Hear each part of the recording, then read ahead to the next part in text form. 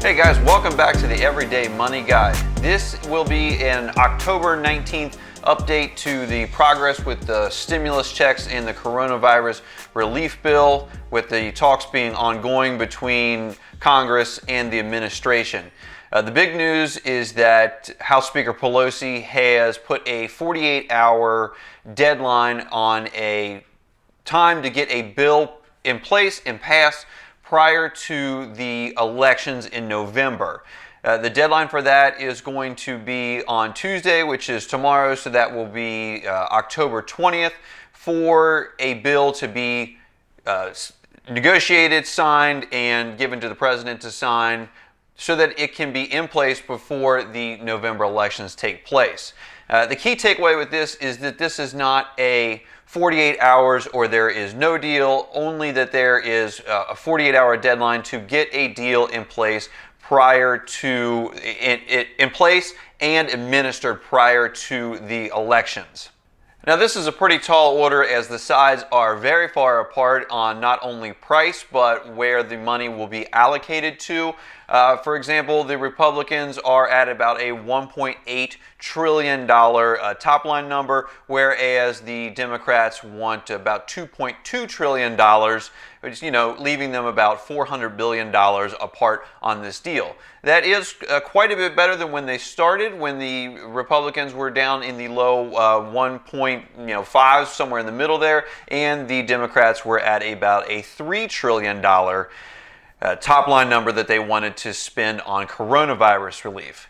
In addition, the sides are very far apart on where the money will be spent, such as unemployment insurance, testing, tracing, funds to state and local governments, refunding of the Paycheck Protection program, helping small businesses, tax credits, school fund, child care assistance. All of these have their own political swings that neither side are close to agreeing on.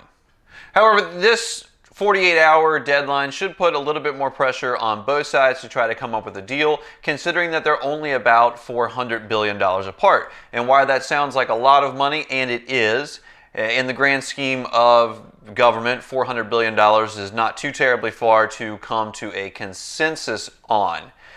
In addition to that, Republicans in the Senate are voting on a $500 billion Paycheck Protection Plan reauthorization in order to help small businesses. That is not expected to go very far at all within the Senate or the House or the White House. Actually, Trump has pushed for a much larger stimulus plan to get passed in time to be administered before the election, and he is indicating that he would be around a $2 trillion mark. However, he is leaving negotiations to his representatives, Steve Mnuchin, and for the Democrats, Nancy Pelosi.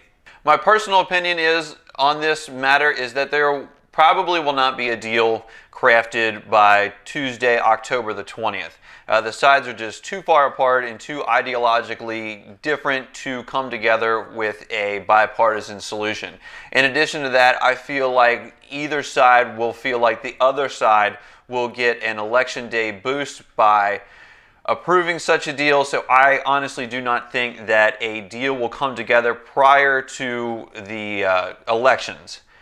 However, there is broad bipartisan support for another deal of some sort, and especially for the direct payment stimulus checks to individuals. So sometime after the election, I do think that there will be a relief bill with direct stimulus checks to individuals approved, and I don't see that is not happening.